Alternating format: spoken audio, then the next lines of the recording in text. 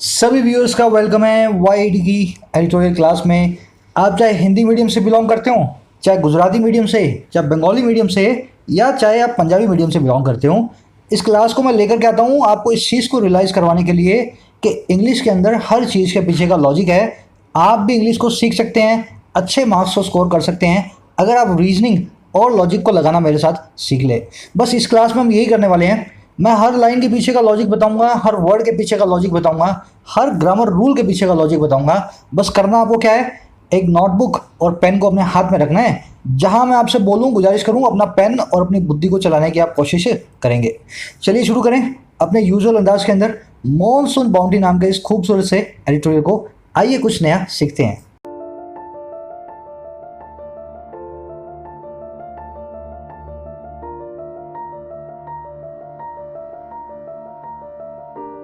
Monsoon bounty, ऐसा bounty, ऐसा prize, ऐसा रिवॉर्ड, ऐसा उपहार जो मॉनसून से हमें मिलता है।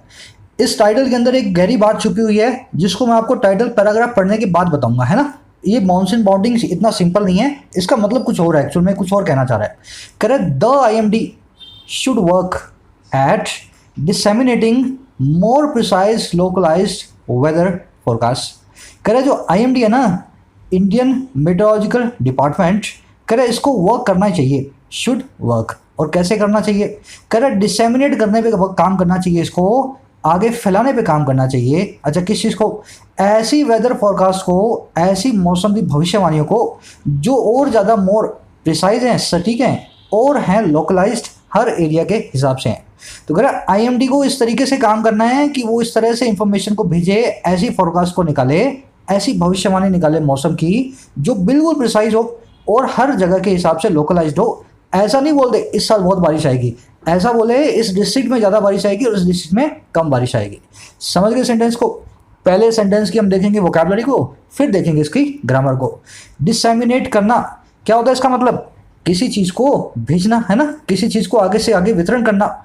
मैं आपको अभी चैलेंज करूंगा छोटी सी चीज़ के लिए। ये दोनों क्वेश्चंस हैं सेंटेंस इंप्रूवमेंट के।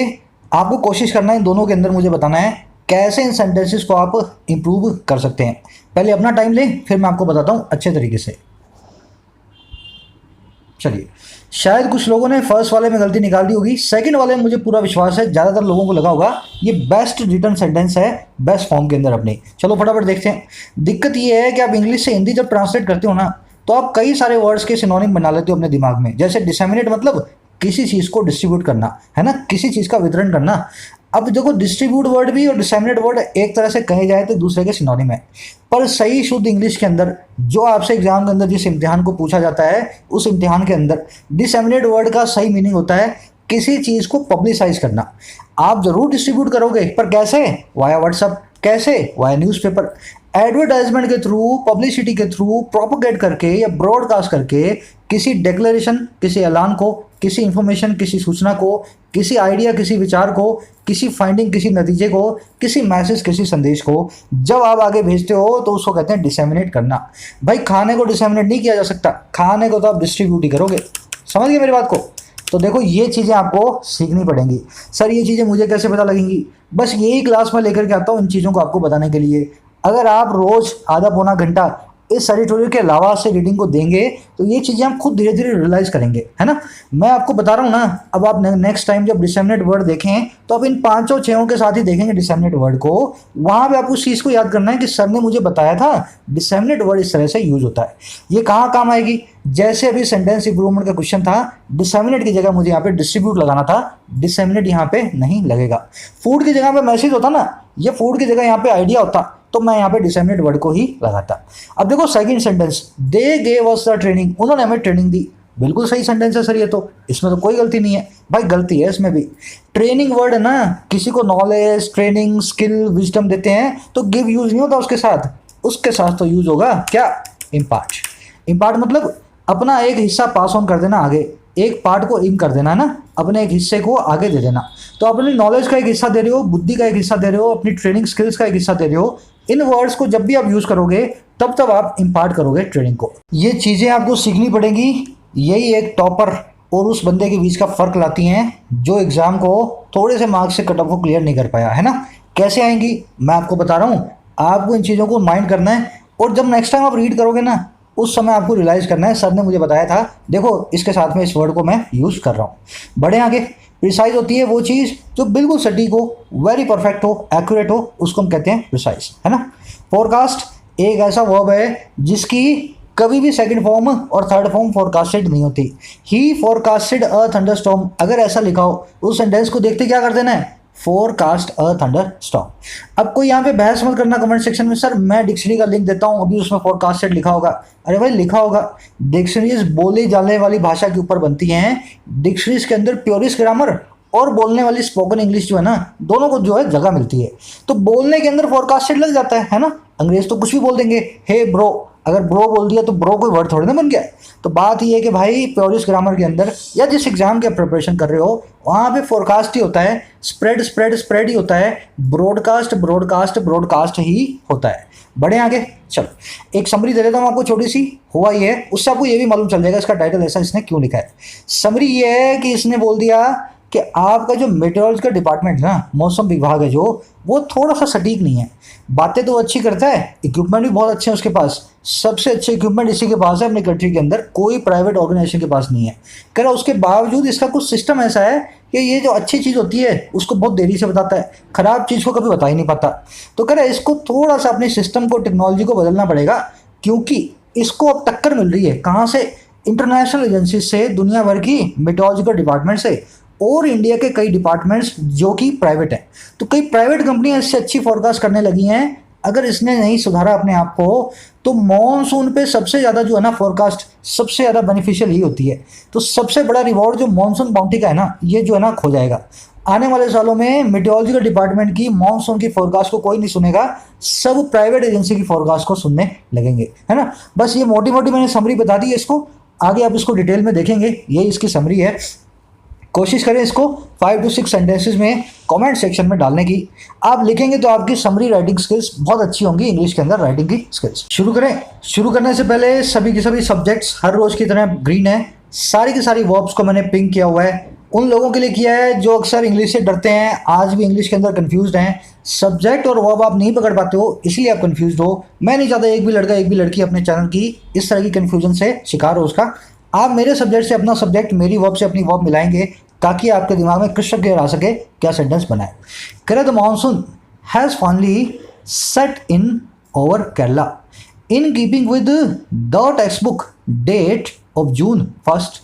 कह रहा जो मानसून है ना आखिरकार सेट इन कर चुका है। सेट इन करना मतलब किसी चीज़ की शुरुआत हो जाना, और ऐसी शुरुआत जो थोड़े पीरियड के लिए चलेगी, है ना। जैसे बरसात है, मौसम है, गर्मी है, सर्दी है, तो कह रहा वैसे ही मानसून जो है ना इसने कर दी है शुरुआत। अच्छा कहाँ पे, ओवर केरला, केरला के ऊपर। अच्छा कैसे की है, कीप विद करते हुए, बिल्कुल जो है ना उसके हिसाब से चलते हुए, किसके, टेक्स्ट बुक डेट के, ऐसी डेट जो हम किताबों में पढ़ते हैं, और काय की है June 1st, 1 जून की। तो मानसून हमेशा June 1st को आता है, टेक्स्ट बुक डेट इसकी June 1st है। इस डेट के बिल्कुल हिसाब से बिल्कुल मैच करते हुए मानसून इस बार जून के अंदर आ ही गया फाइनली केरला के अंदर। समझ गए सेंटेंस, सब्जेक्ट है मानसून, वर्ब क्या है इसकी, हैज़ फाइनली सेट। फाइनली यहाँ एडवर्ब है, इसको मैं बीच में आ जाती है ना तो इसको अलग से मैं नहीं देता हूँ रंग, तो हैज़ फाइनली, हैज़ सेट जो आपकी वर्ब है। सेट की फर्स्ट, सेकंड, थर्ड तीनों फॉर्म एक ही होती है, तो हैज़ सेट इसलिए मैंने लिखा है, ये थर्ड फॉर्म ही लगी हुई एक्चुअल में, है ना। बढ़े आगे फटाफट से। कह रहा है इन मई के अंदर the IMD had forecast a 4-day delay in the on set over Kerala. कह रहा मई के अंदर क्या हुआ, IMD जो था ना, द IMD, इसने हैड फोरकास्ट किया था।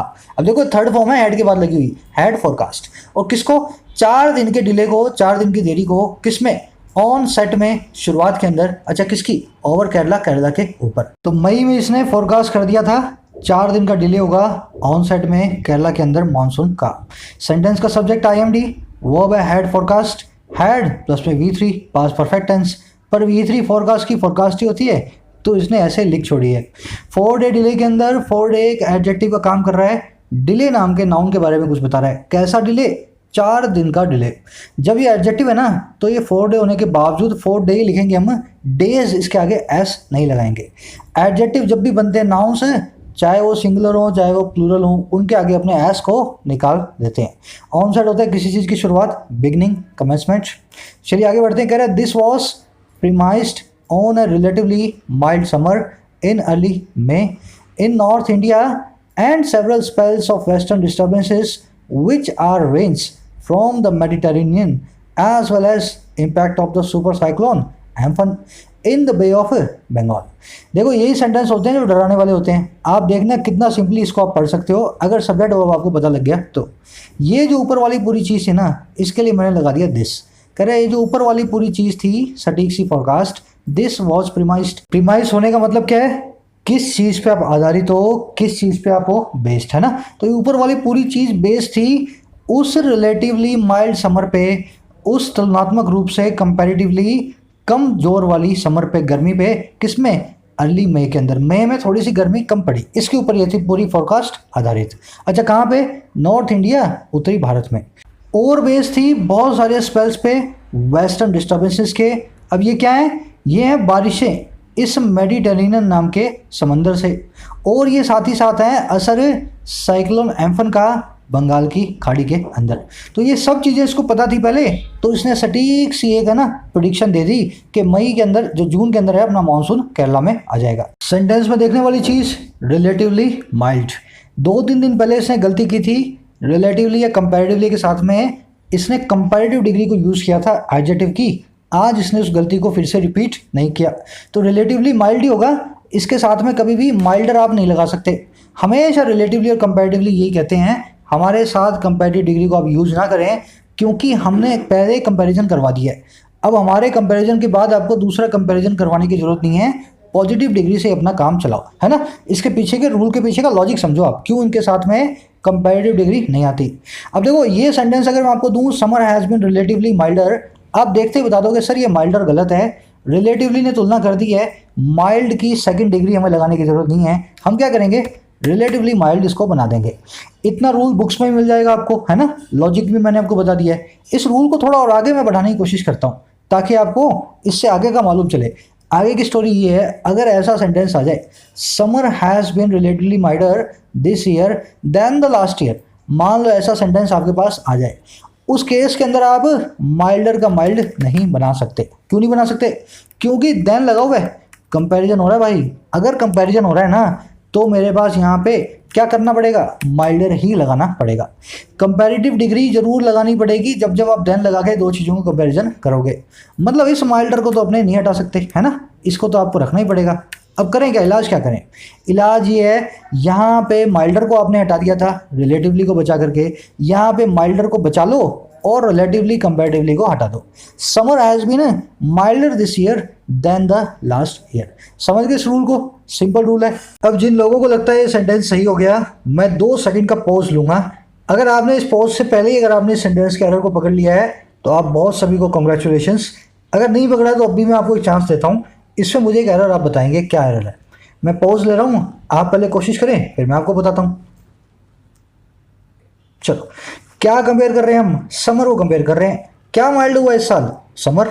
समर जो माइल्ड हुई है इस साल बजाय पिछले साल के। अच्छा पिछले साल के या पिछले साल के समर के, सर समर को तो समर से ही कंपेयर करेंगे ना। आदमी को आदमी से कंपेयर करोगे, जानवर को जानवर से कंपेयर करोगे। जब दो चीज़ों को कंपेयर कर रहे हो तो एक जैसी चीज़ें कंपेयर होती हैं, देन का मतलब यही होता है। तो summer has been milder this year, यहाँ पे लास्ट ईयर से इसको कंपेयर नहीं किया जा सकता, तो मैं क्या करूँगा, than the summer of the last year, है ना, than the summer of the last year. अब इसको लिखने का एक और तरीका भी है, समर समर 2 बार ना लिखना पड़े, यहाँ भी समर यहाँ भी समर, तो हम क्या करेंगे, देन द निकाल दो, that of the last year. अब इस सेंटेंस को आपने सही तरीके से सही मायने में ग्रामेटिकली करेक्ट बनाया। Summer has been milder this year than that of the last year. Concept तो बहुत सिंपल है ना, किताबों में लिखे हुए हैं, पर बात होती है सारी की सारी प्रैक्टिस की। बस मैं कोशिश करता हूँ हर रोज आपके प्रैक्टिस जो है ना जिंदा रहे। चलो आगे बढ़ते हैं फटाफट से। मेडिटेरेनियन कोई वर्ड नहीं है, ये कोई है ना वोकैबुलरी का, ये एक सी का नाम है, एक समंदर का नाम है। कह रहा है private meteorological company had however forecast an early monsoon arrival on May 28 because its models seem to suggest diminished impact of Amphan। Correct, private meteorological company है ना, ये मेट्रोलॉजी क्या होती है, वर्ड मैं आपको भी तोड़ के दिखाऊंगा। एक प्राइवेट कंपनी मौसम का पूर्वानुमान लगाने वाली, फोरकास्ट करने वाली वेदर की, हालांकि उसने फोरकास्ट किया था अर्ली मानसून का, उसके अराइवल का 28 मई को। क्योंकि इसके जो मॉडल्स थे, इसका जो सिस्टम था कंप्यूटर का, वो सीम दिखाई देता था क्या, सजेस्ट करता हुआ, हमें बताता हुआ, और क्या, डिमिनिस्ड इम्पैक्ट को, ऐसे असर को जो होता जा रहा है कम, और किसका, एम्फन नाम के इस साइक्लोन का। तो इसको लगा होगा इस कंपनी के मॉडल को कि एम्फन जो है ज़्यादा कुछ कर नहीं पाएगा, तो इसने बोल दिया था 28 तारीख को ही मानसून आ जाएगा। सेंटेंस में देखने वाली चीज़, सब्जेक्ट वर्ब मिला रहे हैं, हेड के बाद अगेन देखो फिर से ध्यान खींचूंगा, फोरकास्ट लिखा हुआ है, थर्ड फॉर्म फोरकास्ट होती है। इट्स किसके लिए लगा है यहाँ पे, सोच के बताना मुझे यहाँ पे, है ना, किसके लिए लगा है यहाँ पे, प्राइवेट मेट्रोलॉजिकल कंपनी के लिए इट लगा यहाँ पे ना, इट्स, इसका पॉजेसिव केस है। इसमें अपोस्ट्रोफी अगर बीच में लगा दूं मैं तो उसका मतलब कुछ और होता है, इट्स, है ना, इट इज या इट हैज़, थोड़े दिन पहले बताया था, रिवाइज करें। अच्छा, डिमिनिश होता है कम होती हुई कोई चीज़, कमजोर पड़ती हुई कोई चीज़, वीकेंड हो, अबेटेड हो, वेनिंग अवे हो, पीटरिंग आउट हो, उसको हम बोलते हैं डिमिनिश चीज़। आगे बढ़ते हैं। कह बट लास्ट वीक, पिछले हफ्ते हुआ क्या, the IMD updated its onset forecast to say that favourable conditions for the monsoon onset were likely on June 1। करें पिछले हफ्ते क्या हुआ, जो IMD था ना हमारा, इसने अपडेट कर दिया शुरुआत की फोरकास्ट को, ऑनसेट की फोरकास्ट को, मानसून की शुरुआत की भविष्यवाणी को। क्यों ऐसा कहते हुए, वो ये कि अच्छी कंडीशन जो इस मानसून की थी ना, इसके ऑनसेट की, वो बड़ी लाइकली थी, वो बड़ी संभावित थी, कब, जून 1 को। तो पिछले हफ्ते इसको लगा कि यार थोड़ा सा अपडेट करना पड़ेगा, इसने बोला कि यार 1 जून को ही आएगा, क्योंकि फेवरेबल कंडीशंस इसके लिए बनती जा रही हैं। चलो आगे बढ़ते हैं। कह रहे the IMD has clearly defined criteria for declaring the onset. IMD clearly define कर चुका है, साफ साफ बता चुका है, डेफिनेशन दे चुका है उन क्राइटेरियाज की, उन मापदंडों की डिक्लेयर करने के लिए ऑनसेट को, शुरुआत को। तो इसने बता दिया अगर ये सब फुलफिल हो जाए ना, तो हम बता देंगे मानसून की शुरुआत हो जाएगी। अब ये बताएगा सारे कौन कौन से हैं इस कॉलम के बाद। 8 of the 14 designated meteorological stations in Kerala and Karnataka must register 2.5 mm rain for 2 consecutive days। तो पहला क्राइटेरियन ये है, जो 14 मेटियोलॉजिकल स्टेशन है ना हमारे मौसम विभाग के, केरला के अंदर और कर्नाटका के अंदर, उनमें से अगर 8 है ना, वो रजिस्टर करते हैं 2.5 mm की रेन को, दो एक के बाद एक सक्सेसिव डेज के लिए ना, एक के बाद एक 2 दिनों के लिए 2.5 mm रेन। अच्छा और क्या, there must be 30-40 kilometre per hour westerlies winds from the equator reaching India at a certain height and a certain value of radiation. दूसरी कंडीशन ये है कि एक है ना ऐसी वेस्टर्लीज होनी चाहिए, एक्चुअल वेस्टर्लाइज बोलते हैं, ये होती है वेस्ट से आने वाली हवाएं। तो कह रहे 30 से 40 किलोमीटर की रफ्तार वाली पर आवर वाली वेस्टर्लाइज होनी चाहिए एक सर्टेन हाइट पे, और एक सर्टेन वैल्यू ऑफ रेडिएशन होना चाहिए। रेडिएशन होती है जो है गर्मी, वैल्यू आप जान गए किसी चीज़ की मात्रा। सेंटेंस को एक बार रिपीट करता हूँ, फिर इसकी ग्रामर में आएंगे। कह रहा IMD ने साफ साफ डिफाइन कर दिया है क्या क्या क्राइटेरिया होंगे डिक्लेयर करने के ऑनसेट को। पहला है 14 में से 8 कर्नाटका और केरला के सेंटर्स जो है हमारे मौसम विभाग के, वो रजिस्टर करते हैं इतनी रेन को लगातार 2 दिनों तक, और साथ में वेस्टर्लाइज हों, वेस्ट से आने वाली इक्वेटर तक रीच करने वाली हवाएं हों 30 से 40 किलोमीटर पर आवर की, और एक सर्टेन हाइट पे हो, और एक सर्टेन वैल्यू ऑफ रेडिएशन भी हो, एक गर्मी भी हो, रेडिएशन हो एक सर्टेन वैल्यू का। अगर ऐसा हो जाएगा तो IMD बोलेगा भाई मानसून आ गया है। यही है इसके क्राइटेरियाज। सेंटेंस में देखने वाली चीज़ें, अच्छी वोकैबुलरी है, इसमें ध्यान से देखना। क्राइटेरिया होता है प्लूरल, इसका सिंगुलर आप मुझे बताएंगे क्या होगा। मैं पॉज करता हूँ वीडियो को, बड़ा ही सिंपल कॉन्सेप्ट है, बहुत सिंपल कॉन्सेप्ट है। जो लोग नहीं कमेंट करते ना आज तक, उनके लिए है, अगर आप वो भी याद कर सकते हो और बता सकते हो क्राइटेरिया का सिंगुलर क्या होता है तो आप मुझे बताएं। चलो, क्राइटेरिया का सिंगुलर होता है क्राइटेरियन, है ना, क्राइटेरियन। इसका मतलब क्या है, ये सिंगल है, एक सिंगल मापदंड होगा ना, सिंगल क्राइटेरियन होगा, उसके लिए हम यूज करते हैं वर्ड क्राइटेरियन। और क्राइटेरिया का मतलब क्या है, एक से ज़्यादा होंगे, प्लूरल होगा। अब देखो ये वर्ड तो आपने सीख लिया, अगर आप इतना सीख जाते हो ना तो बहुत सारे वर्ड्स आपके क्लियर हो जाते हैं। स्टेडिया, एक स्टेडियम होगा तो स्टेडियम, बहुत सारे स्टेडियम होंगे तो स्टेडिया। एक करिकुलम होगा, एक कोर्स होगा तो करिकुलम, बहुत सारे होंगे तो करिकुला। एक बुक के लास्ट में लिखा हुआ कोई वर्ड्स होंगे, कोई लाइन्स होगी तो अडेंडम, बहुत सारी बुक्स के पीछे के जो वर्ड्स होंगे लास्ट के वर्ड्स अडेंडा। अगर एक इंफॉर्मेशन होगी तो डेटम, बहुत सारे होंगे तो डेटा। एक जो मीडियम होगा, एक जो माध्य होगा तो मीडियम, बहुत सारे आपके पास होंगे तो मीडिया। अगर 1,000 साल का पीरियड होगा तो मिलेनियम, बहुत सारे 1,000 साल के पीरियड होंगे तो मिलेनिया, है ना। सारे वर्ड्स ऐसे ही चलते हैं, एक के लास्ट में ओ एन आता है, यू एम आता है, बाकी सबके लास्ट में ए आता है, ए मतलब प्लूरल। समझ गए ना। आगे बढ़े फटाफट से, करवा चुका हूँ आपको नाउन वीडियो में मैं। कंसेक्यूटिव वर्ड बहुत बार आया है, कौन मतलब साथ में, सीक्वेंस मतलब आप जानते हैं ना, A B C D E F 1 2 3 4 sequence. अगर सीक्वेंस में कोई चीज़ें आ जाएं, साथ में आ जाएं, एक के बाद एक आ जाएं, उसको बोलते हैं कंसेक्यूटिव। इसीलिए इसको सक्सेसिव भी बोला जा सकता है और एनस्यूइंग भी बोला जा सकता है। दोनों का मतलब यही है, एक के बाद एक आने वाली चीज़ें। बढ़े आगे, सिंपल सेंटेंसेज अभी तक, आगे थोड़ी ग्रामर रहेगी। कह रहा heavy rains over Kerala alone do not determine onset, the IMD has been at pains to emphasise. कह रहा हैवी रेन्स है ना, महज केरला के अंदर, सिर्फ केरला के ऊपर तेज वाली जो बरसात है वो डिटरमाइन नहीं करती हैं ऑनसेट को, वो नहीं शुरुआत करती हैं, वो नहीं निर्धारित करती हैं शुरुआत को, है ना। अगर केरला में बारिश हो जाए तो मेट्रोलॉजिकल डिपार्टमेंट कभी नहीं बोलेगा कि मानसून आ गया है, सिर्फ इस चीज़ को देख करके। कह रहा तो IMD है ना, वो हैज़ बीन, वो रहा है, एट पेन्स, बहुत ही कोशिश करता हुआ, टू एम्फसाइज, इस चीज़ पे जोर देने के लिए। हमेशा से IMD जो है इसने बहुत पेन लिया है। एट पेन्स का मतलब ये होता है to try hard to do something, एक इडियम है। IMD ने हमेशा से ट्राई हार्ड किया है इस काम को एम्फसाइज करने का, इस बात पे जोर देने का। एम्फसाइज वर्ड को नोट करें, किसी चीज़ पे जोर देना। इसके सिनोनिम क्या है, अंडरलाइन, अंडरस्कोर, हाईलाइट, है ना, एम्फसाइज। आगे बढ़े। हाँ, कह रहा however it is also true that usually it has the only agency with the equipment to measure wind speeds and radiation at higher elevations. कह रहा हालांकि ये बात भी सच है, इट इज़ ऑल्सो ट्रू, ये भी सच है कि यही वो लोन एजेंसी है, यही वो ओनली एजेंसी है इक्विपमेंट के साथ, उपकरणों के साथ।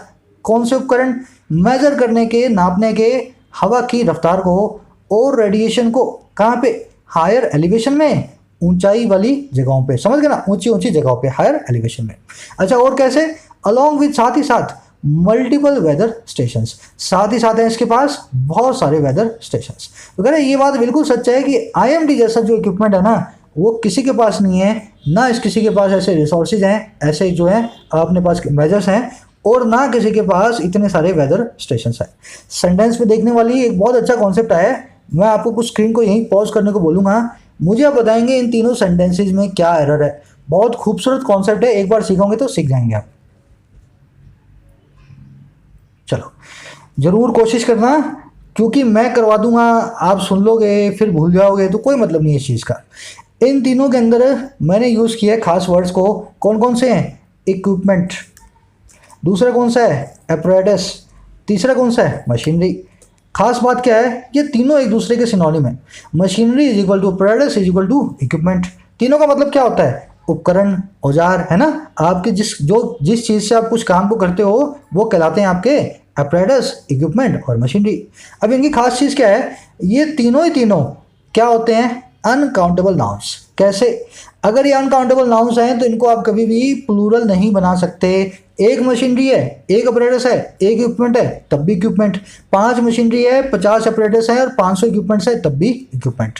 ये अनकाउंटेबल नाउन है। अच्छी डिक्शनरीज में जाओगे, प्योरिस्ट ग्रामर की, अगर आप किसी बुक को देखोगे ना, प्योरिस्ट ग्रामर को, तो उसके अंदर इनको कभी भी एस लगा के प्लूरल नहीं बनाया जाता है। तो समझ गए इस चीज़ को। अब फटाफट से मैं इसके ऐसे हटाऊंगा और मैं साथ में सेंटेंस की दूसरी एरर्स को दूर करता जाऊंगा। द मशीनरीज, अब मशीनरी तो गलत है, मैं क्या करूं, the machinery bought from the farm is really expensive. इस क्यों लगाया, अनकाउंटेबल नाउन्स को कभी भी प्लूरल नहीं माना जाता, हमेशा उनको सिंगुलरली अपने ट्रीट करते हैं। मशीनरी चाहे 5000 हो, हमें तो उसको इज लगा के ही बताना है, मशीनरी इज रियली एक्सपेंसिव। अगला sentence, they have ordered ultra modern apparatus for the laboratory. उन्होंने लेबोरेटरी के लिए अल्ट्रा मॉडर्न एपरेटस को मंगवाया है। अब उन्होंने बहुत सारे एपरेटस मंगाए होंगे, बात भी आपकी सही है, लेकिन एपरेटस के आगे आपको यस लगा के इसको प्लूरल नहीं बनाना है, ठीक है ना। एक मंगाओ 20 मंगाओ, आपने तो एपरेटस ही मंगवाया है। इक्विपमेंट्स हैव बीन परचेज, उसमें भी यही करना है, हैज को निकालो और हैव बीन को बदल डालो, has been purchased. But are की जगह क्या करेंगे, इज आइडल बिकॉज, या बिकॉज गलत लिख दिया ना, owing to lack of power. Equipment has been purchase but is idle owing to lack of power. समझ गए इस कॉन्सेप्ट को। अब एक चीज़ इसमें ऐड कर लेना, अभी कुछ कमेंट सेक्शन में आप डालोगे कुछ इस तरह का sentence, state apparatus are struggling to cope with the spread of the disease. यहाँ पे सर ES कैसे आ गया, आप डिक्शनरी खोलोगे कुछ लोग और सीधे बोल दोगे सर ने तो गलत बता दिया भाई। अब बात ऐसी है, देखो स्टेट apparatus में स्टेट मशीनरी की बात हो रही है, यहाँ पे सिस्टम की बात हो रही है। apparatus का एक और मीनिंग भी होता है खाली apparatus वर्ड का, सिस्टम है ना, सरकार का सिस्टम, सरकार की मशीनरी। तो स्टेट apparatus से हो सकता है यहाँ पे हम कई स्टेटों की मशीनरी, वहाँ की सरकार की बात कर रहे हैं। तो इस वर्ड का एक और मीनिंग भी होता है apparatus का, सरकारी मशीनरी को भी हम लोग apparatus बोलते हैं। वहाँ पे आप इसको प्लूरल भी बना सकते हैं। बढ़े आगे, चलो वो चीज़, हर चीज़ को आपको इस तरह से सीखना है कि फिर से सीखने की जरूरत ना पड़े, इन डेप्थ में जाकर के एक बार सीखें। चलिए आगे बढ़ते हैं। कह रहा while the IMD is a primarily scientific organization, it faces competition from domestic and international companies in providing weather related services। जहां IMD मुख्य तौर पर प्राइमरली या मेनली एक साइंटिफिक ऑर्गेनाइजेशन है ना, साइंस से रिलेटेड ऑर्गेनाइजेशन है, फिर भी ये फेस करती है कंपटीशन को हमारी घरेलू और जो है इंटरनेशनल कंपनीज से प्रोवाइड करने में वेदर रिलेटेड सर्विसेज को, मौसम विज्ञान रिलेटेड सेवाओं को। तो IMD के और भी बहुत सारे काम हैं, सिर्फ हमारी बारिश के बारे में नहीं बताती है। क्रॉप इंश्योरेंस होता है, इंश्योरेंस कंपनियां इसको पैसा देकर के पूछती हैं कि इस क्रॉप इंश्योरेंस के लिए कितना हम प्रीमियम रखें। तो ऐसे कई काम IMD करती है और बहुत ही कंपटीशन फेस कर रही है दूसरी कंपनीज से, डोमेस्टिक और इंटरनेशनल। समझ गए सेंटेंस को। आगे वही कह रहा है, in crop insurance, power distribution and short range forecast, the IMD no longer has a monopoly on providing weather information. कह रहा है क्रॉप इंश्योरेंस के अंदर, फसलों के बीमे के काम के अंदर, पावर के डिस्ट्रीब्यूशन के अंदर और शॉर्ट रेंज की फोरकास्ट के अंदर, है ना, 15 दिन महीने भर की फोरकास्ट के अंदर, जो IMD है ना, अब नहीं रही है इसके पास monopoly. It no longer has a monopoly. अब इसका एकाधिकार नहीं है, इसका पूरा का पूरा मार्केट के ऊपर अधिकार नहीं जमा हुआ। तो किस पे? प्रोवाइड करने में वेदर रिलेटेड इंफॉर्मेशन को। तो IMD की जगह और बहुत सारी कंपनियां आ गई हैं जो इन 3 कामों को बड़े अच्छे तरीके से कर सकती हैं, IMD से बेहतर तरीके से कर सकती हैं। समझ गए सेंटेंस को। मोनोपोली वर्ड को नोट करें, है ना, जब आप किसी मार्केट के अंदर अपना अकेला जो हक जमा लेते हो, आप मोनोपोली वाले हो जाते हो। आगे बढ़ते हैं। कह the latter has consequences for the IMD's other major role to give its outlook on how the monsoon might pan out over India and how much rain is likely in July and August। कह रहे जो बाद वाला है ना, उसके consequences हैं। इस सेंटेंस में मैं सबका ध्यान खींचूंगा। एक ऐसा कॉन्सेप्ट है जो मैं आपको 6-3 बार करवा चुका हूँ, इस सेंटेंस के अंदर एक एरर, उसी कॉन्सेप्ट के हिसाब से आप एरर को ढूंढेंगे, बाद में मैं आपको पूरा कॉन्सेप्ट बताऊंगा, तो पढ़ते जाएं मेरे साथ। अभी कह रहा बाद वाले में है कॉन्सिक्वेंसेज, किसके लिए? IMD के दूसरे मेजर रोल के लिए, है ना। कॉन्सिक्वेंस क्या होता है? नतीजा। तो कह रहे जो बाद वाला काम है ना, जैसे शॉर्ट रेंज फोरकास्ट, कह रहे इसके कॉन्सिक्वेंसेज हैं IMD के मेजर रोल के लिए। अच्छा, दूसरा कौन सा मेजर रोल है? देना अपने आउटलुक को, अपने अंदाज को, और किस चीज़ पे? कैसे मानसून पैन आउट करेगा, कैसे मानसून निकल करके आएगा, कहाँ पे? ओवर इंडिया, पूरे देश में। और क्या चीज़? How much rain is likely, कितनी रेन लाइकली है, संभावित है, जुलाई और अगस्त में। अच्छा, ये कौन से महीने हैं? The key months for summer crop, सबसे इंपॉर्टेंट महीने हैं ये, सबसे की मंथ्स हैं समर की क्रॉप के लिए, गर्मियों की फसल के लिए। समझ गए सेंटेंस को। तो ये बाद वाला जो काम है ना, इसी से ही IMD का मेजर रोल निकलता है, फोरकास्ट देना कैसा मानसून निकलेगा और कैसा जुलाई और अगस्त के अंदर मानसून रहने वाला है, बरसात रहने वाली है। सेंटेंस की पहले वोकैबुलरी बता देता हूँ, फिर इसकी एरर आप ढूंढेंगे, फिर मैं आपको कॉन्सेप्ट बताऊंगा आज का मेन क्विज के साथ। आउटलुक, किसी चीज़ का एस्टिमेट, किसी चीज़ का अंदाज, है ना, आउटलुक। पैन आउट एक फ्रेजल वर्ब है, इसका मतलब होता है टर्न आउट, निकल करके आना। डेवलप, किसी चीज़ का पैदा होना, आगे से आगे बढ़ना। तो मानसून कैसा निकल करके आएगा, या मानसून कैसा डेवलप होगा, या मानसून कैसा पैन आउट होगा हमारे देश में और इंडिया। सिर्फ वोकैबुलरी याद करने से कुछ नहीं होता, उसको आपको यूज़ करना भी सीखना है ना। जैसे आउटलुक बताया मैंने, इस सेंटेंस को समझो आप, इसमें आउटलुक कैसे लगा हुआ है, वैसे ही मैं आपको कोशिश कर रहा हूँ। वोकैबुलरी याद नहीं करनी है, यूज़ भी करके देखना है उसको। एरर जिन लोगों को मिल गई उनको बहुत बधाई, अब जिनको नहीं मिली फटाफट मेरे साथ एरर देख लो। कॉन्सेप्ट ये है, जब आपके पास 2 से ज़्यादा चीज़ें हों और आपको बाद वाले को डिनोट करना हो, है ना, राम, श्याम और मोहन। अगर मोहन को डिनोट करना हो तो आप यूज़ करेंगे लास्ट को, और अगर राम और श्याम 2 ही हैं जब बाद वाले को डिनोट करना है तो आप यूज़ करेंगे लेटर को। Late, letter, last. लेट मतलब बाद, लेटर मतलब दो में से बाद में आने वाला। कंपैरेटिव डिग्री हमेशा दो चीज़ों में अपने कंपैरिजन करते हैं ना, दो चीज़ों के बीच। तो लेटर मतलब दो में से बाद वाला। लास्ट मतलब सबसे बाद में वाला, जब दो से ज़्यादा आपके पास चीज़ें हैं ना, सुपरलेटिव डिग्री। तो कहने का मतलब क्या है, लेटर तब आएगा जब आपके पास दो या दो से, मतलब दो ही चीज़ें हैं, ना दो से कम ना दो से ज़्यादा। इस केस के अंदर क्या हो रहा है, यहाँ पे हमारे को उसने दिए तीन चीज़ें, crop insurance, power distribution, short range forecast.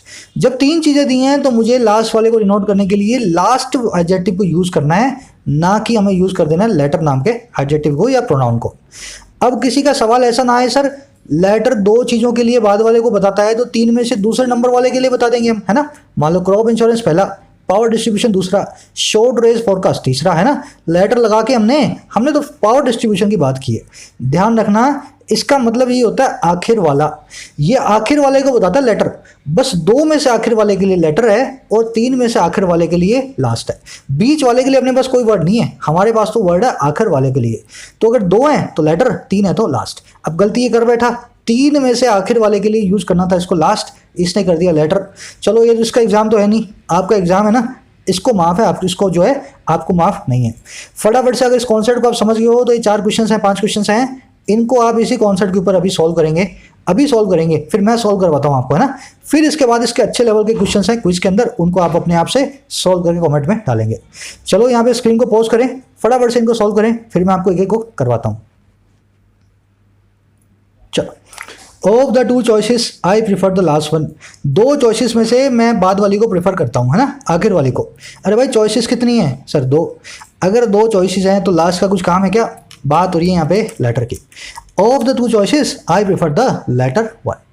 Many support the former alternative but personally I favour the last. ज़्यादातर लोग सपोर्ट करते हैं पहले वाले ऑल्टरनेटिव को, पहली वाली चॉइस को, पर पर्सनली मैं फेवर करता हूँ बाद वाली चॉइस को, आखिर वाली चॉइस को। कितनी है भाई, देखो फॉर्मर जब जब आ जाए ना उसके साथ में लेटर आएगा, ये ट्रिक है छोटी सी, है ना। फॉर्मर का मतलब यही है, दो हिस्से आपने किसी चीज़ के कर दिए हैं, पहले वाले हिस्से को बोलोगे फॉर्मर, बाद वाले हिस्से को बोलोगे लेटर। तो इस सेंटेंस में तो आपको देखते सही कर देना है, फॉर्मर के साथ में लास्ट आएगा ही नहीं, हमेशा इसके साथ में लेटर ही आएगा। और देख लो, the monsoon persist throughout the month of June, July and August, starts weakening in the letter month. Monsoon persist करता है, चलता रहता है तीनों महीनों के दौरान, जून जुलाई और अगस्त के। लास्ट वाले में ये वीक होना शुरू हो जाता है ना, जून जुलाई और अगस्त में चलता है, और starts weakening in the letter month. भाई लास्ट वाले मंथ में वीक होता है ना, अगर जून जुलाई और अगस्त 3 है तो लास्ट वाले के लिए लेटर यूज होगा क्या, नहीं होगा सर। क्या यूज होगा, लास्ट मंथ। समझ गए ना। एक और sentence, she ran in 5 races last year and won the latter one. वो 5 रेसेस में पिछले साल भागी और आखिर वाली जीत गई। कितनी रेस में भागी, 5 में। अगर 5 में भागी तो आखिर वाली के लिए यूज होगा लास्ट वन। सिंपल कॉन्सेप्ट है, पर पता हो तब सिंपल है ना, नहीं पता तो कैसे सिंपल है। तो आपने डिफरेंशिएट करना मेरे साथ सीख लिया है। अब यहाँ पे कन्फ्यूजन कुछ लोगों की होती है, सर 5 में से दूसरे नंबर वाली को जीती हुई हो तो लेटर लगा दे। ध्यान रखना, लेटर का मतलब भी आखिरी ही है, पर वो सिर्फ 2 में से एक आखिरी की बात करते हैं हम। लेटर लगा करके ऐसा ना समझे कि 5 में से 2 नंबर वाली रेस को वो जीत गई है। लास्ट आएगा या लेटर आएगा, दोनों में से एक ही आएगा। चलो समझ गए तो भाई फटाफट से आज का आपका क्विज है। क्वेश्चन थोड़े अच्छे लेवल के हैं, देखना कुछ एडिशनल एरर शायद मैंने आज नहीं डाली है ना, नहीं डाली तो एडिशनल एरर मेरे ख्याल आज नहीं है, मोस्ट प्रोबेबली मैंने सुबह बनाया था, भूल गया अभी, है ना। देख लेना, एडिशनल एरर हो तो बताना मुझे, अदरवाइज में मोस्ट प्रोबेबली एडिशनल एरर्स नहीं है आज। फटाफट से इनको सॉल्व करो, लास्ट लेटर लगेगा, सिंपल कॉन्सेप्ट है। डाल दो कमेंट सेक्शन में, वहीं कमेंट सेक्शन में सही गलत देख लेंगे, जिसका गलत होता है मैं कोशिश करता हूँ सही करने की। बढ़े आगे, चलो just a minute. This year say for India's northeast, the IMD has forecast above normal rains in other areas। कह रहा है इस साल छोड़ करके इंडिया के नॉर्थ ईस्ट पार्ट को IMD फोरकास्ट कर चुका है, भविष्यवाणी कर चुका है किसकी, नॉर्मल रेंज की। कहाँ पे, दूसरे एरियाज के अंदर, स्पेशली नॉर्थ ईस्ट, खास करके नॉर्थ वेस्ट के अंदर, द सेंट्रल पार्ट्स, हमारे सेंट्रल पार्ट्स में, एंड सदर्न पेनिसुला में, साउथ वाली पेनिसुला के अंदर। तो कह रहा है नॉर्थ ईस्ट में कम बरसात होगी, बाकी सब जगह खूब जो है ना छप्पर फाड़ करके बरसात होने वाली है, नॉर्मल रेंज होने वाली है इस साल। कहने का मतलब ये, सेव यहाँ पे किसी को बचाना नहीं है, सेव का मतलब होता है एक्सेप्ट, जब आप इसको एज एन एडवर्ब यूज करते हो इसका मतलब ये होता है except. Save for India's north east का मतलब ये है except for India's north east, ठीक है ना। वर्ब नहीं है ये, एडवर्ब है, यहाँ पे ध्यान रखना। ये बता रही है छोड़ करके इंडिया के नॉर्थ ईस्ट को।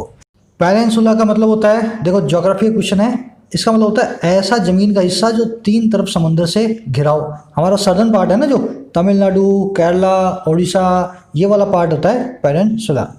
करे दो reassuring it is worth remembering that just last year the IMD failed to communicate that 2019 would turn out to be the wettest in 2 decades.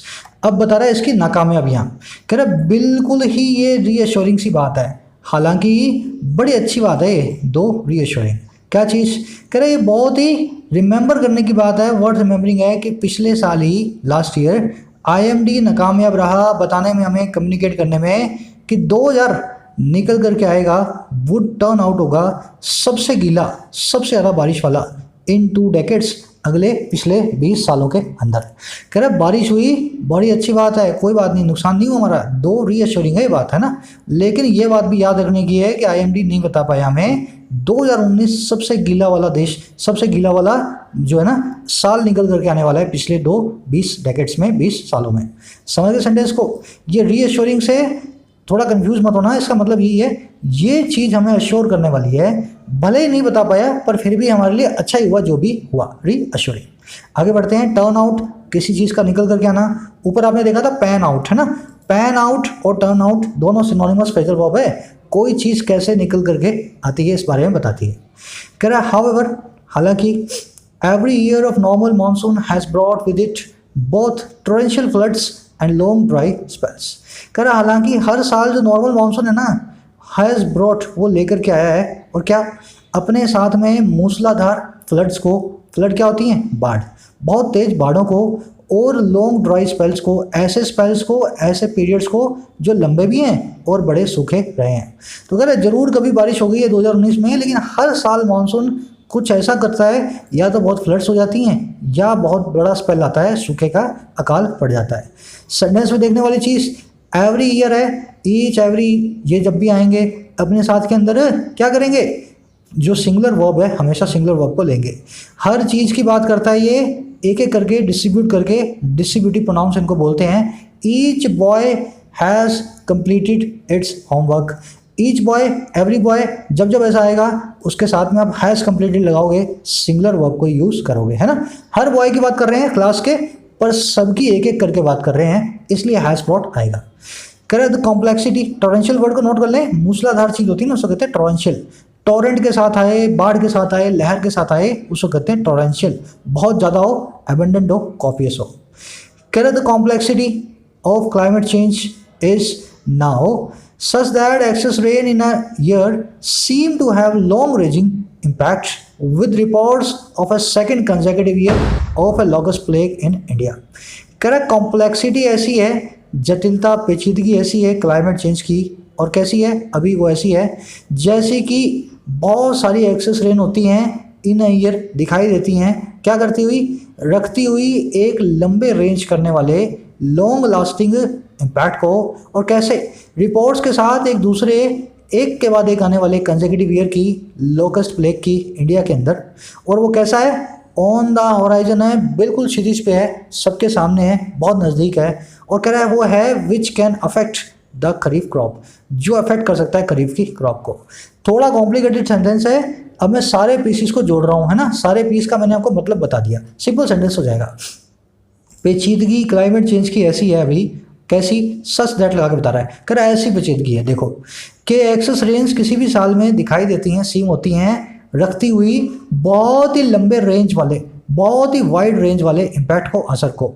अच्छा इसका इम्पैक्ट कैसा है, वाइड रेंज कैसी है, कह रहा रिपोर्ट्स आ रही हैं एक सेकंड कंसेक्यूटिव ईयर की, एक के बाद एक दूसरे ईयर की, और किसकी, एक लॉकस्ट प्लेग की, है ना। प्लेग होती है बीमारी, लोकस्ट होता है अपने जो टिड्डे आते हैं, तो टिड्डों की बीमारी दूसरे साल लगातार आ रही है, कह रहा इन इंडिया, हमारे देश में, और है होराइजन, होराइजन मतलब क्षितिज के ऊपर, बिल्कुल सामने है, बहुत नज़दीक है। तो ऐसी रिपोर्ट्स हैं 2 सालों से लोकस्ट अटैक्स की। कह रहे ये वो अटैक हैं जो कि अफेक्ट कर सकते हैं, असर डाल सकते हैं खरीफ की क्रॉप के ऊपर। अब शायद समझ गए होंगे सेंटेंस को, बस यही कह रहा है जैसे तेज रेन होती है 2-2 साल तक टिड्डे आते हैं, उसके बाद लगातार इतना लॉन्ग रेंजिंग इम्पैक्ट होता है अच्छी वाली एक्सेस रेंज का, और यही कॉम्प्लेक्सिटी है क्लाइमेट चेंज की। समझ गए अब सेंटेंस को? देखने वाली चीज़ सेंटेंस के अंदर सब्जेक्ट वर्ब मिलाएंगे तो ज़्यादा कुछ मुश्किल है नहीं। कॉम्प्लेक्सिटी सिंगुलर है, वर्ब सिंगुलर आई है। एक्सेस रेंज प्लूरल है, फिर भी वर्ब जो हम क्या यूज़ करेंगे, सीम यूज़ करेंगे प्लूरल वर्ब को। देखने वाली चीज़ क्या है यहाँ पे, आपसे 2 सवाल है मेरे। कैन अफेक्ट, इसमें इफेक्ट वर्सेस अफेक्ट वाला मैं आपको कॉन्सेप्ट कई बार बता चुका हूँ, है ना। इफेक्ट होता है एक नाउन, अफेक्ट होती है एक वर्ब। यहाँ पे कैन अफेक्ट लगाया क्योंकि हमने एक वर्ब यूज़ करनी थी, इफेक्ट लगाते तो सेंटेंस गलत हो जाता। आपको मैं बता चुका हूँ इसलिए बोल रहा हूँ। अब 2 सेंटेंसेस बनाएंगे मुझे, एक में इफेक्ट नाम के जो है नाउन को यूज़ करेंगे, एक में अफेक्ट नाम की वर्ब को यूज़ करेंगे। क्लैरिटी आपको आनी चाहिए ना, मेरे बोलने से नहीं आएगी। सेंटेंस बनाओ आप आज, एक में इफेक्ट नाम का नाउन यूज़ करो, एक में अफेक्ट नाम की वर्ब यूज़ करो, और सेंटेंस का मीनिंग सेम रखना है आपको, है ना। चैलेंज ये है आपके पास, दोनों का मीनिंग बिल्कुल सेम होना चाहिए। डालो कमेंट सेक्शन में, देखते हैं कितने लोग बना पाते हैं। दूसरा, ये रबी और खरीफ है ना, इसको पढ़ना जरूर। अगर आप कॉम्पिटिटिव एग्जाम एस्पायरेंट हो, आपको पता होना चाहिए खरीफ की फसल किन महीनों में होती है, रबी की फसल किन महीनों में होती है। तो इसको मैं आपको सबको एनकरेज करूंगा, जरूर से कोशिश करें नेट पे पढ़ने की, खरीफ क्या है। आगे बढ़ते हैं। इस अगले सेंटेंस के अंदर पहले बता रहा हूँ एक छोटा सा कॉन्सेप्ट है जो उसने मिस किया हुआ है, आप मुझे बताना क्या है वो। It is therefore time that along with improved science and forecasting the IMD works on disseminating more precise localised weather forecast. कह रहा है इसलिए अब वक्त आ गया है, इट इज़ देयरफॉर टाइम। अच्छा, किस चीज़ का? कह रहा है साथ ही साथ, अलॉन्ग विद, साथ ही साथ किसके? इम्प्रूव साइंस और टेक्नोलॉजी के, है ना, ज़्यादा बेहतर बने हुए विज्ञान और जो फोरकास्टिंग के। कह रहे इसके साथ साथ IMD काम करे, वर्क करे, और किस पे? डिसेमिनेट करने पे, देने पे, आगे जो है सब जगह फैलाने पे, और ज़्यादा सटीक और लोकलाइज वेदर की फोरकास्ट को। ये ऊपर देख चुके ना आप सारे वर्ड मेरे साथ, डिसेमिनेट करना, precise, localise and weather forecast. तो कह रहे वक्त आ गया अब ये अच्छी साइंस और टेक्नोलॉजी के साथ साथ इस काम को भी करना कर दे शुरू। अब इस सेंटेंस में देखने वाली चीज़ है, पहले मैं पॉज ले रहा हूँ, आप में से ज़्यादातर लोग बता पाएंगे मुझे। आज अपने इस चीज़ को डिस्कस करेंगे क्यों इसने एक पास सब्जेक्टिव मूड को यहाँ पे यूज़ नहीं किया। चलो देखो, कॉन्सेप्ट ये है, it is time, it is high time, it is therefore time. जब जब आएगा उसका मतलब ये होता है आप पास सब्जेक्टिव मूड को यूज़ करेंगे। नाम थोड़ा भारी है पर देखो कितना ईजी है इसको यूज़ करना। It is time we prepare for the exam. वक्त आ गया है हम एग्ज़ाम के लिए प्रिपेयर करें। जब आप इस फ्रेज को देखो ना, इट इज़ टाइम, इसका मतलब क्या है? इस सेंटेंस के अंदर अगर सेंटेंस इंप्रूवमेंट का क्वेश्चन मैं बना दूँ तो यहाँ पे मुझे पास्ट सब्जेक्टिव मूड यूज़ कर लेना है। उसका मतलब क्या है? वी प्रिपेयर की जगह हम सेकंड फॉर्म लगाएंगे वर्ब की, we prepared for the exam. It is time we prepared for the exam. ये सब्जेक्टिव मूड है, ये बता रहा है कि किसी चीज़ को काश हम ऐसा कर पाएँ, या किसी चीज़ की बहुत ख्वाहिश होती है, सजेशन होता है, तब अपने इस मूड को यूज़ करते हैं। जैसे आपने कई बार देखा होगा, if I were the PM, अगर मैं PM होता तो, है ना, वहाँ भी वर लगाते हैं, वॉज नहीं लगाते, वर लगाते हैं। तो ये देखो, इट इज़ टाइम के बाद पास्ट सब्जेक्टिव मूड ट्रिगर होता है। अगला सेंटेंस देख लो, it is time she leaves for home. वक्त आ गया वो घर के लिए निकल जाए। अब देखो वही करना है, शी लीव्स की जगह मुझे पास्ट फॉर्म बनानी है, शी लेफ्ट फॉर होम। अब इस सेंटेंस को आप ध्यान से देखोगे ना, इसने पास्ट सब्जेक्टिव मूड यहाँ नहीं बनाया। It is therefore time the IMD works on disseminating more information. तो वर्क्स की जगह एक्चुअल में आना चाहिए था वर्कड। क्या ये सेंटेंस गलत है? बिल्कुल नहीं, कतई गलत नहीं है। पर क्या ये सेंटेंस आपको अपने एग्जाम में बना के आना चाहिए? वो भी नहीं बना के आना चाहिए, क्योंकि वो आपको ट्रिगर करवाता है, इट इज़ टाइम दे करके आपके क्वेश्चन को ट्रिगर करता है वहाँ पे। तो वहाँ पे ऐसा मत समझना ये हिंदू वाला तो सही बोल रहा था, है ना, इसने तो नहीं यूज़ किया तो मैं भी यूज़ ना करूँ। वो आपसे इस कॉन्सेप्ट के बारे में जानना चाह रहा है, आपकी नॉलेज को परखना चाह रहा है। तो आपको जैसे ही ट्रिगर कर दे इट इज़ टाइम, आपको देख लेना उसके बाद पास्ट सब्जेक्टिव मूड आना ही चाहिए। ये सेंटेंस कतई गलत नहीं है, इसने पास्ट सब्जेक्टिव मोड यूज़ नहीं किया, इसकी मर्जी है, इसने नहीं किया। आगे बढ़े, कह रहा while it's public interface and technology adoption. इसमें भी अच्छा कॉन्सेप्ट है, ध्यान से देखना। While it's public interface and technology adoption is improving particularly in cyclone forecast, the organization has a long way to go in communicating these improvements to a wider population। जहाँ ये दोनों चीज़ें, public interface and technology adoption, जहाँ ये दोनों चीज़ें improve हो रही हैं, खास करके साइक्लोन्स की, चक्रवातों की फोरकास्ट में, कह रहे जहाँ ऐसा हो रहा है, जो ऑर्गेनाइजेशन है ना, ये जो IMD है, इसके पास एक बहुत ही लंबा है रास्ता आगे जाने का, a long way to go. और किस काम में? कम्युनिकेट करने में, डिसेमिनेट करने में, सबको बताने में इन इम्प्रूवमेंट्स को। और किसको? अ वाइडर पॉपुलेशन, बहुत बड़ी पॉपुलेशन को। कह रहे सारी इंप्रूवमेंट को करके दिखाना है इसको, है ना, जो इंप्रूवमेंट इसने की है कम्युनिकेट करना है, इसके पास कितनी ताकत है, सारी वाइडर पॉपुलेशन को अपनी ताकत को सबको दिखाए। कह रहे इसके साथ ही, इस काम के साथ ही। सेंटेंस में देखने वाली एक चीज आई है, आपने नोट किया होगा, दो चीजें आ रही हैं फिर भी देखो एंड आ रहा है ना बीच में, Ram and Shyam, Sita and Gita, Mohan and Sohan. तो public interface and technology adoption. अगर दो चीजें आ रही हैं तो सेंटेंस का सब्जेक्ट हो गया प्लूरल, वर्ब लगाइए हमने सिंगुलर। क्यों लगाते हैं हम ये? इस कॉन्सेप्ट को आपको कई बार करवा चुका हूं। कई ऐसे नाउन्स के पेयर्स हैं जिनको कंसीडर किया जाता है सिंगुलर, जिनको अपने एंड लगाने के बावजूद सिंगुलर ही मानते हैं। Example, bread and butter. भले ही ब्रेड अलग है, बटर अलग है, पर ब्रेड एंड बटर अपने आप में एक एंटिटी बन गई है। इसको एक कंपाउंड नाउन की तरह हम ट्रीट करते हैं, एंड लगा हुआ कंपाउंड नाउन। समझ गए ना? जैसे गोल्ड मेडल है, स्पोर्ट्स कार है, लेमन टी है, इसमें लेमन और टी है, बीच में एंड नहीं लगा हुआ, पर इनको हम सिंगुलर नाउन की तरह ट्रीट करते हैं। वैसे ब्रेड एंड बटर भी एक सिंगुलर नाउन बन गया है। अब जैसे ब्रेड एंड बटर आप देखोगे तो आर नहीं लगाना, इसके साथ इज आएगा। Bread and butter is my staple in the breakfast. Breakfast का मेन स्टेपल जो है, मेन जो फूड है मेरा ब्रेड एंड बटर है ना, मैं अगर ऐसा बोलना चाहूँ तो इज आएगा। वैसे कार्ट एंड कैरेज, कार्ट मतलब गाड़ी, कैरेज मतलब बोझा, गाड़ी और बोझा को भी हम साथ में रखते हैं, इज इसके साथ में यूज करते हैं। Science and technology, milk and cornflakes, time and tight. ऐसे और भी बहुत सारे हैं। अब ये काम मैं आपको दे रहा हूँ, मैं लिख रहा था पर लिखते लिखते पता नहीं क्या हुआ, मैं शायद भूल गया आगे लिखना, है ना। और भी हैं 5-7, आपका काम है आपको याद करना है, डालना कमेंट सेक्शन में अगर आपको याद आए। और तो इन सब के बाद अपने को हमेशा इज नाम की या कोई भी सिंगुलर फॉर्म को वर्ब की यूज करना है। अब ये जवाब मुझे दो, public interface and technology adoption क्या इनका पार्ट है या नहीं? देखो ये चीजें राइटर के जो उस पे होती हैं, है ना, जजमेंट पे, डिस्कशन पे छोड़ देते हैं अपने राइटर की। राइटर को लगता है ये दोनों चीजें एक ही चीज है, इन दोनों चीज़ों को अपने कंपाउंड नाउन की तरह ट्रीट करने वाले हैं। मैंने पहली बार देखा है इस कंपाउंड नाउन के पेयर को, मैंने आज तक नहीं देखा है, पर राइटर ने मान लिया, इसके हिसाब से इसने इज लगा दिया। तो परेशान मत होना, इस कॉन्सेप्ट के जरिए इसने इज को यहाँ पे यूज किया। मैं आपको कॉन्सेप्ट बता चुका हूँ, ये कॉन्सेप्ट है। चलिए वीडियो तो पूरी हो गई है ना, अच्छा लगा हो तो जरूर से मुझे बताना, और वीडियो को शेयर भी किया करो यार। मैं नहीं बोलता हूँ, फिर बता रहा हूँ, मेरी इच्छा नहीं होती शुरू में बोलने की, शुरू में मेरा काम होता है पढ़ाना, लास्ट में मैं आपको बोलता हूँ। कुछ लोग स्किप कर देते होंगे, कोई बात नहीं, पर जो लास्ट तक पढ़ रहे हो, आपको अच्छा लग रहा है, तो इसको लाइक दे करके अगर आप शेयर करोगे ना, तो इससे वीडियोस की स्टैंडिंग अच्छी होती है यूट्यूब पे, है ना। लोगों को पता लगता है यार इस वीडियो के अंदर कंटेंट है। कंटेंट आपको पता है, लोगों को तब तक नहीं पता लगेगा जब तक वीडियो पे वो क्लिक नहीं करेंगे। तो जरूर से करना इस काम को। सबसे मेरी छोटी सी गुजारिश है, फटाफट समरी डाल दो, क्वेश्चन डाल दो जो पूछे मैंने आपसे, है ना, फटाफट से कमेंट सेक्शन में। मुलाकात लूंगा कल की वीडियो में, रात में प्रोबेबली खबरी में आऊँगा 9 बजे। Signing out.